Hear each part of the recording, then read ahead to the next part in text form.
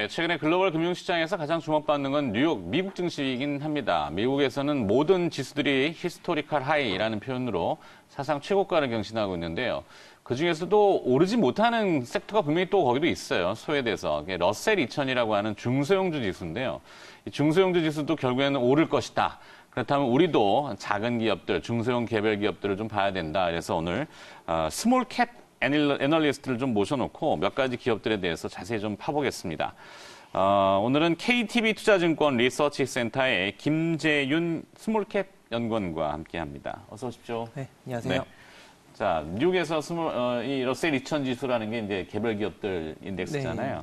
근데 아직은 이제 고가를 넘지 못해가지고 개별 기업들도 주목을 받을 거라고 하던데 어떨까요? 우리나라도 개별 기업들 몇 가지 좀 봤으면 좋겠는데 오늘 준비해 오신 기업들 한번 자세히 한번 이렇게 좀 풀어볼까요? 네, 일단 오늘 한 3종목 정도 준비를 해왔고요. 네. 실적이 내년도에 개선이 되는 종목들도 좀 준비를 했고, 그리고 총선 전까지 약간 이제 테마성 정책, 정책 모멘텀을 좀 부각받는 종목도 좀 준비를 해왔습니다. 네. 자, 첫 번째 기업은 APS 홀딩스라는 기업이군요. 2014년도에 신규 사업으로 FMM 국산화의 개발에 성공했다. 이 B2B 기업들은 내용이 좀 어려워요, 사실은. 네. 네, FMM이라는 것이 무엇이고 네. 주로 생산하는 기업들은 어떤 기업들이 있는지 풀어주시죠. 일단 FMM이라는 거는 그 모바일용 OLED 디스플레이의 증착 공정에 사용되는 부품이고요. 네. 일단 일부분은 그 최근에 좀 불거졌던 소재 국산화, 뭐 부품 국산화 그쪽과 좀 연관이 된다라고 보시면 됩니다. 근데 이 FMM이라는 이 섀도우 마스크라고도 불리는 부품인데요. 이 부품이 현재로 그 일본에서 100% 생산이 되고 있고 국내 디스플레이 업체라든지 중국 디스플레이 업체라든지 전 세계에 있는 디스플레이 업체가 모두 다 일본산을 지금 사용하고 있는 실정입니다. 그래서 일본의 DMP 그리고 토판 이 두 업체가 전체 시장을 좀 점유를 하고 있는 부품이다라고 보시면 되고요. 이 부분이 좀 기술적인 난이도가 굉장히 높은 부품이다 보니 마진율도 굉장히 높습니다. 그래서 이 FMM의 국산화를 성공을 한다면 굉장한 이제 모멘텀이 될 수 있는 그런 제품이다라고 보시면 될 것 같아요. 네. 이 IT 쪽에 많이 쓰이는 용어 중에 이제 포토 레지스트, 포토 마스크, 블랭크 마스크, 뭐 이런 마스크라는 표현들 많이 쓰는데요. 네. 결국에는 FMM도 파인 메탈 마스크. 뭐 결국에는 이 덮어놓고 뭔가 이제 나중에 식각 애칭 쳐내고 또 퇴로도 나오면 뭐 이렇게 하고 이런 공정 중인 것 같은데. 네네. 네, 뭐 저도 이걸 매번 들어도 참 어스무스해가지고 그만큼 이제 난이도가 높다는 의미일 것 같은데 기술 장벽이 높고 진입 장벽이 높으면은 많은 이런 업체 중에서 FMM 개발에 진행 중인 APS 홀딩스는 어떤 강점을 가지게 되는지. 네. 주로 이제 이런 글로벌 이야기는 일본 업체들이 아직은 좀 많이 맞습니다.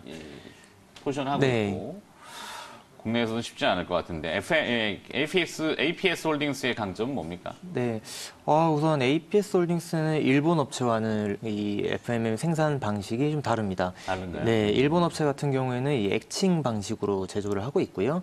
네, 반면에 APS 홀딩스는 그 자회사인 AP 시스템에 이제 레이저 장비를 가지고 와서 레이저 방식을 통해서 FMM을 만드는 그런 이제 방식을 개발을 했고요. 다른 방식 대비해서 레이저를 사용하게 되면은 이제 올 수 있는 장점이 수율이 굉장히 높아집니다. 기존의 DMP라든지 또한 이 일본 업체들이 사용하는 애칭 방법으로는 이 수율이 굉장히 낮은 걸로 파악이 되고 있고요. 거의 한 10에서 한 20% 정도밖에 나오지 않는 걸로 알고 있는데 이 레이저 방식을 사용할 경우에는 거의 한 7, 80%까지 이제 수율이 올라가는 이제 효과가 있고요. 그리고 일단 고해상도를 구현하는 데 있어서는 레이저 방식의 애칭 방식보다 이제 훨씬 유리합니다. 그래서 그런 고해상도와 수율에 대한 장점이 있다라는 게 APS 홀딩스가 가지고 있는 FMM 기술의 장점이다라고 보시면 될 것 같아요. 좋습니다. 그렇다면 여러 글로벌 디스플레이 업체들하고 이 테스트를 좀 진행하고 있지 않겠어요? 네. 예, 추후 전망은 어떻습니까? 일단 이 FMM이라는 거를 성공을 하기 위해서는 지금 샘플 테스트는 여러 회사들과 좀 진행이 된 걸로 파악이 되고 있고요. 근데 다만 양산에 성공을 해야 한다는 문제가 있습니다. 그래서 이 양산 공장이 이제 지어지게 되고 이 양산 쿼를 통과를 하게 된다면은 여러 글로벌 디스플레이 업체들로 이제 공급이 되게 될 거고요. 이게 공급이 시작이 된다라고 하면은 사실 이 회사에게는 굉장히 큰 모멘텀이 될 수가 있는 게 FMM이 연간 시장이 대략 한 6천억 정도 되는 시장입니다. 그리고 이 DMP가 한 90% 정도 이상을 차지를 하고 하고 있고요. 근데 DMP가 이 FMM을 팔아서 거의 영업이익률의 50% 이상을 지금 남겨가는 시장이에요. 그렇다라고 보면은 이 시장에서 한 10% 정도만 먹을 수 있다라고 하더라도 거의 영업이익에서 한 2, 300억 정도가 이제 붙을 수 있는 구조가 되기 때문에 APS 홀딩스가 지금 시총이 2천억 원이 채 안 되는 상황입니다. 그렇다고 보면 이 회사의 그 가치를 한 단계 점프업 할 수 있는 그런 그런 부분이 되는 이제 사업이다라고 보시면 될 것 같아요. 네. 이미 어느 정도 주가가 조금 선반영된 부분도 없잖아요. 있군요. 여기서 이제 더 한 단계 네. 업사이드 포텐셜이라고 하는 위쪽으로 열려 있을까요? 네, 지금 최근에 이제 주가가 오른 부분은 이제 FMM 개발을 시작을 했었다라는 게 시장에 나오면서 네. 주가가 올랐었고요. 이제 이런 FM 그 섀도우 마스크가 채택이 되고 양산에 좀 가까워진다라는 또 뉴스가 나오게 되면은 여기서부터 다시 점프업이 가능한 걸로 봅니다. 그렇죠. 예. 글로벌 업체하고 또 이제 테스트 해보고 그것이 양산이라고 하는 단계로 넘어가면 주가는 레벨업이 될 수 있다. 좋습니다. 자, APS 홀딩스라는 기업을 먼저 처음에 알아봤고요. 자, 두 번째 기업은 뭡니까? 네, 두 번째는 이 코렌이라는 코렌, 회사입니다. 네, 많이 들어본 것 같아요. 네, 일단 이름 자체를 유추해 본다면 코리아 렌즈라고 보시면 되고요. 그래서 렌즈 만드는 회사입니다. 특히 그 모바일용 렌즈를 전문적으로 만드는 회사이고요. 이 회사가 사실 과거에는 여러 가지 렌즈를 많이 만들었습니다. 그 모바일용뿐만 아니라 뭐 다양한 렌즈를 만들었었고 공급사도 이 여러 모바일 업체 쪽으로 공급을 했었습니다만 최근에 이 대표이사가 좀 바뀐 거를 보실 수가 있습니다. 2018년도 때 이제 신규 대표이사가 취임을 하면서 굉장히 조직을 슬림화시켰어요. 일단 구조 조정을 진행을 하면서 거의 300명이 되던 직원을 한 70명까지 줄인 상황이고요. 그리고 이 렌즈 자체를 다양한 곳에 공급하던 렌즈를 삼성향 모바일 렌즈로만 이제 압축을 시키면서 조직이 이제 굉장히 슬림해지고 그리고 이제 이익률이 다시 턴어라운드하는 그런 그림을 보여줬었습니다. 네. 자, 그렇다면은 코리아 렌즈의 암축명을 가지고 있는 코렌 스마트폰 요즘 계속 아이폰 11도 그렇고 삼성의 갤럭시 시리즈도 그런데 결국에는 굉장히 그 스마트폰의 카메라 기능이 굉장히 강화되잖아요. 네. 이 대당 카메라 수 증가하고 기능도 굉장히 다양되고 있는데 이 코렌에 좀 큰 기회가 될 수도 있겠습니까? 네, 저는 코렌의 투자 포인트이자 큰 기회가 되는 부분을 방금 말씀해주신 렌즈 증가가 끌어온다라고 보고 있고요.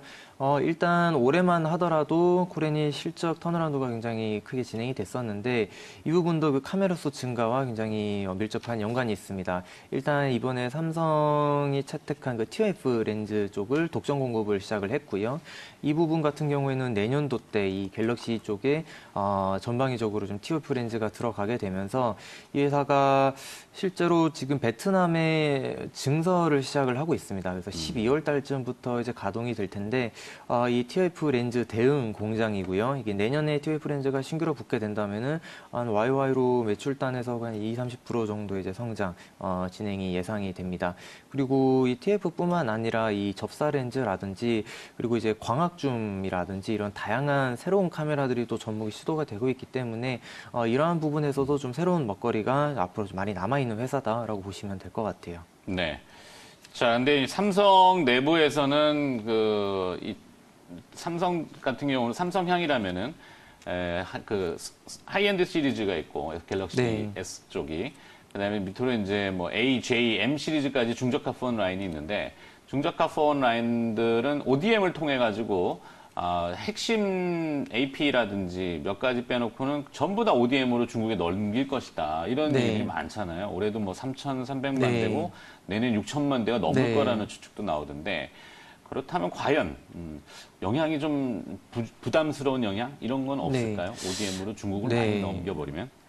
물론 영향이 없을 거라고 말씀을 드리지 못할 것 같아요. 왜냐하면 네. 신규로 이제 받을 수가 있는 예를 들면 이제 A 시리즈라든지 이런 부분들 물량이 향후에 받을 게 줄을 수는 있지만 기본적으로 이 코렌이라는 회사가 공급하는 렌즈는 앞서 말씀드린 것처럼 TF라든지 뭐 접사이라든지 망원이라든지 광각이라든지 새롭게 접목되는 렌즈 부분을 이제 선도적으로 들어가고 있는 회사이기 때문에 일단 이 ODM 삼성이 ODM으로 돌리는 그 카메라 모듈 같은 경우에는 조금 진한 연식들이 조금 낮은 부분, 네. 그러니까 좀 사양이 낮은 렌즈들을 많이 ODM으로 돌리고 있는 상황이기 때문에 코렌이 지금 기회로 받아들이고 있는 새로운 렌즈랑은 조금 거래가 있는 부분이다라고 보실 수 있을 것 같고요. 네. 그렇다라고 보면은 이 ODM 확대에 따른 역량을 좀 가장 최소로 받는 카메라 관련 업체다라고 볼 수도 있을 것 같아요. 네.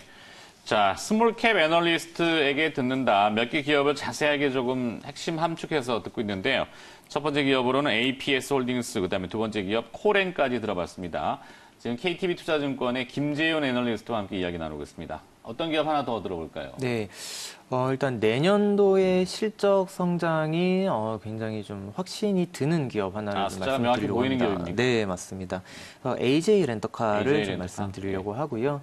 AJ 렌터카를 제가 내년도의 실적이 좀 확연히 좋아지는 게 눈에 보인다라고 말씀을 드린 이유는 우선 AJ 렌터카가 올해 1월 달에 그 SK 네트워크스 쪽으로 이제 지분 인수가 됐었습니다. 그리고 올해 12월부터 이제 얼마 안 남았습니다. 이제 렌터카 사업을 SK 네트워크스와 AJ 렌터카의 렌터카 사업부가 통합돼서 운영이 될 예정이고요. 그래서 사명이 SK 렌터카로 이제 변경이 될 예정입니다. 근데 제가 내년도에 매출이랑 영업이 같이 증가할 수 있다고 말씀을 드리는 이유는 일단 SK 네트워크스의 그 렌터카 사업부를 지금 AJ 렌터카로 이관하는 사업을 진행을 하고 있고요. 네. 그렇다라고 보면은 AJ 렌터카의 렌터카 사업이 SK 네트워크스의 렌터카 사업부가 붙은 만큼 커지게 되는 게 바로 내년입니다. 그래서 매출단에서 이제 성장할 수 있는 그림이 당연히 보이게 되고요. 일단 이 구조는 SK 네트워크스가 보유하고 있는 대략 한 10만 대 정도 차량 중에 2만 대의 그 단기 렌트 차량을 당장 내년부터 바로 가져오게 되고요. 나머지 8만 대 차량을 이 장기 계약이 끝나는 4년 동안 순차적으로 이제 계약이 갱신되면서 차량이 붙는 구조가 될 겁니다. 그렇다고 보면 AJ 렌터카가 지금 사업을 하고 있는 차량이 대략 한 7만 대 정도 되는데 네. 일단 앞향으로 붙을 차량이 거의 10만 대 가까이 되는 거기 때문에 이 회사 렌터카 회사 같은 경우에는 보유 차량이 바로 매출료 직결이 되는 구조이기 때문에 당연히 내년 이후로는 이제 성장하는 그림이 보일 수밖에 없다라는 거고요. 그리고 이 영업이익단 그리고 세전이익단에서도 이익률 증가할 수 있는 요인이 되는 게 이 AJ 렌터카가 과거 AJ 그룹이 있을 때보다 SK 그룹으로 이제 옮겨오면서 신용 등급이 상향이 됐었습니다. 그러다 네. 보니까 조달 금리가 하향이 되게 됐고요. 이 렌터카 사업이라는 게 조달을 해서 이제 사업을 돌리는 구조이기 때문에 조달 금리가 떨어지면 떨어져서 무조건 유리한 구조가 되고요. 지금 AJ 렌터카가 가져다 쓰는 차입금이 대략 한 8,600억 정도 되는데 이 부분을 롤오버를 한 30% 정도 지금 진행이 된 걸로 알고 있습니다. 근데 이 부분이 내년 말까지 낮은 금리로 롤오버가 계속 진행이 될 거기 때문에 이익률과 매출단에서 내년도에 성장이 좀 명확히 보이는 회사다 이렇게 말씀드릴 수 있을 것 같아요. 좋습니다.